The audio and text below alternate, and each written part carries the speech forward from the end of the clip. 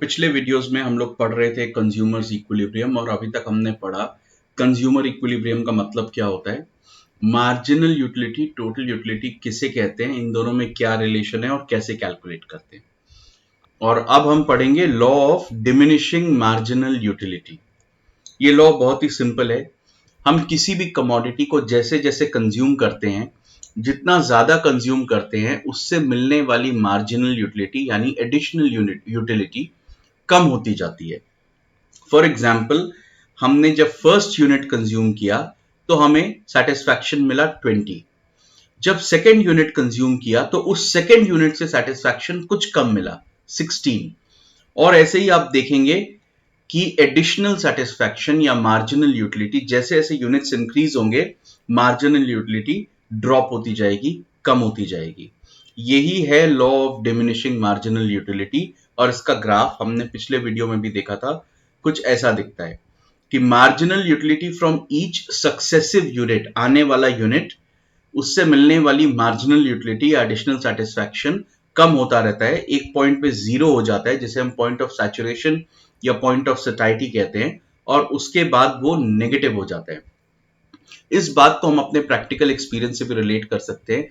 आपको आइसक्रीम या चॉकलेट या कोई भी और चीज कितनी भी पसंद हो, आप खाना शुरू करते हैं, आपको बहुत सेटिस्फैक्शन मिलता है। एक के बाद दूसरी चॉकलेट खाएंगे, शायद थोड़ा कम मिलेगा, दूसरी के बाद तीसरी, चौथी, जितनी ज्यादा आप खाते जाएंगे, एडिशनल चॉकलेट से मिलने वाली मार्जिनल यूटिलिटी या सेटिस्फैक्शन कम होता जाता है।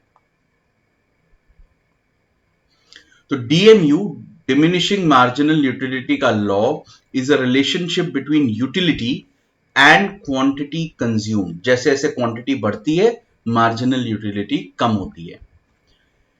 Marginal satisfaction from more units of same goods goes on decreasing. दूसरे वर्ड्स में सेम ही बात कही गई है।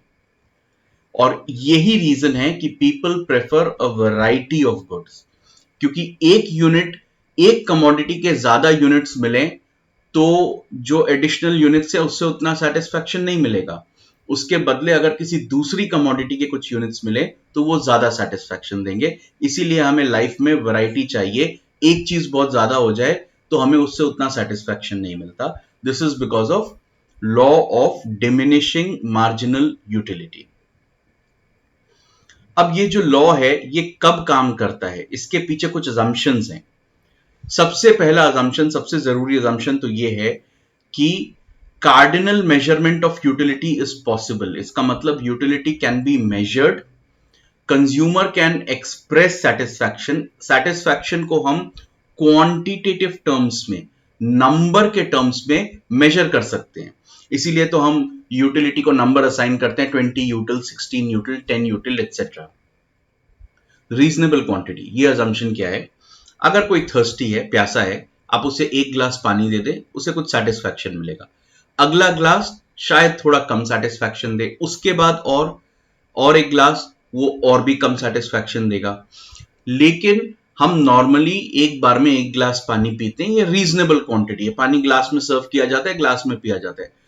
अगर किसी प्यासे पर्सन को ग्लास की जगह में एक चम्मच पानी दे दूं तो उससे उसकी प्यास और बढ़ जाएगी। फिर जब उसे सेकंड स्पून दिया जाएगा तो शायद उसे सेटिस्फैक्शन और ज्यादा मिले। तो वहां पर law of diminishing marginal utility apply नहीं करेगा। इसीलिए ये लॉ तभी अप्लाई करता है जब एक रीजनेबल क्वांटिटी सर्व करी जाए।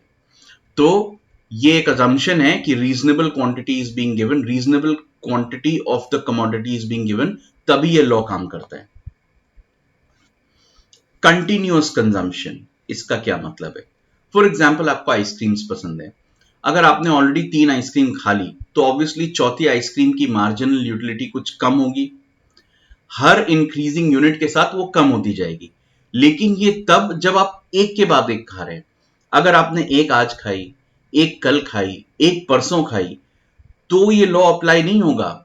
इसीलिए कंजम्पशन ऑफ सक्सेसिव यूनिट्स के बीच में गैप नहीं होना चाहिए। एक के बाद एक खाएंगे तो ये लॉ अप्लाई करेगा। This is assumption of continuous consumption. No change in quality.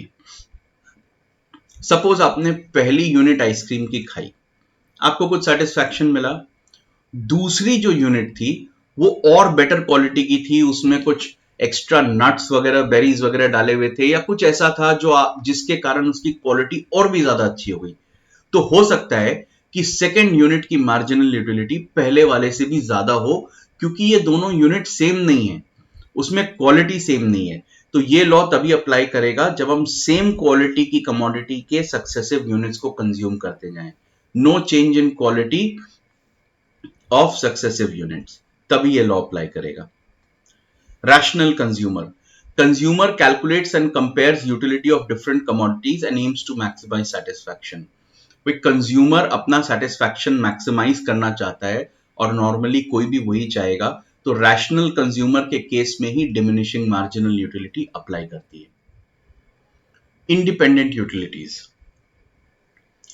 marginal utility of a commodity does not depend on other commodities या situation या person, उससे इफेक्ट नहीं होता, तभी ये लॉ अप्लाई करेगा। फॉर एग्जाम्पल, आप अकेले बैठ के चाय पी रहे थे, आपने एक कप पिया, आपको कुछ सेटिस्फैक्शन मिला, आप इतने में आपका कोई दोस्त आ गया, आपने सेकंड कप अपने उस फ्रेंड के साथ बातें करते करते बैठ के चाय पी, तो हो सकता है उस सेकंड कप में जो सेटिस्फैक्शन मिला वो पहले वाले से ज्यादा हो। तो ये law of diminishing marginal utility तभी अप्लाई करेगा जब marginal utility of the commodity is not affected by any other person, by the situation और by other commodities. Next, fixed income and prices. तो इसके लिए हम अज्यूम करते हैं कि हमारी जो टोटल इनकम है वो कांस्टेंट है, उसी को यूज करके हमें कमोडिटीज को कंज्यूम करना है, और कमोडिटीज की प्राइसेस भी कांस्टेंट है, क्योंकि अगर कमोडिटी की प्राइस गिरती जा रही है तो हो सकता है आने वाले यूनिट्स आपको ज्यादा, सक्सेसिव यूनिट्स आपको ज्यादा सेटिस्फैक्शन दे। इसीलिए इस लॉ के लिए अज्यूम किया जाता है fixed income of the consumer and fixed prices of the commodities. Perfect knowledge, ये अज्यूम्ड है कि कंज्यूमर को पता है कि क्या डिफरेंट गुड्स अवेलेबल हैं जो अपनी इनकम से खरीद सकता है, और उन गुड्स से उनको कितनी यूटिलिटी और सेटिस्फैक्शन मिलेगा। तो अगर हम समराइज करें, यूटिलिटी को मेजर किया जा सकता है, कार्डिनल क्वांटिफाई किया जा सकता है, cardinal measurement of utility, reasonable quantity, continuous consumption, no change in quality, rational customer, independent utilities, fixed income and prices and perfect knowledge. अब इसमें दो और पॉइंट्स है, वो समझ लीजिए। Sometimes the law does not work, ये लॉ कभी कभी अप्लाई नहीं होता। फॉर एग्जाम्पल, आप एक बहुत ज्यादा थर्स्टी पर्सन को पानी दें, तो आप रीजनेबल क्वांटिटी दें, एक ग्लास दें, तो भी हो सकता है वो इतना प्यासा हो कि सेकेंड ग्लास की मार्जिनल यूटिलिटी भी पहले ग्लास के बराबर हो या उससे ज्यादा हो, डिमिनिशिंग नहीं हो। सेकेंड, ये लॉ जो है डायरेक्शनल है, क्वांटिटेटिव नहीं है। लॉ कहता है मार्जिनल यूटिलिटी विल डिमिनिश, अब वो कितनी तेजी से डिमिनिश करेगी, किस हिसाब से डिमिनिश करेगी, ये सिचुएशन पे डिपेंड करेगा, कमोडिटी पे डिपेंड करेगा, बहुत सारे फैक्टर्स पे डिपेंड करेगा, पर लॉ में इसके बारे में कुछ नहीं कहा गया। सिर्फ इतना कहा गया है कि मार्जिनल यूटिलिटी डिमिनिश होती है, कम होती जाती है। तो ये था law of diminishing marginal utility. इससे रिलेटेड ग्राफ्स तो वही हैं जो हम पिछले वीडियो में, यूटिलिटी के वीडियो में देख चुके हैं, और अगले वीडियो में हम ये समझेंगे कि इन कॉन्सेप्ट्स को यूज करके कैसे हम समझ सकते हैं कि कंज्यूमर इक्विलिब्रियम अचीव करता है।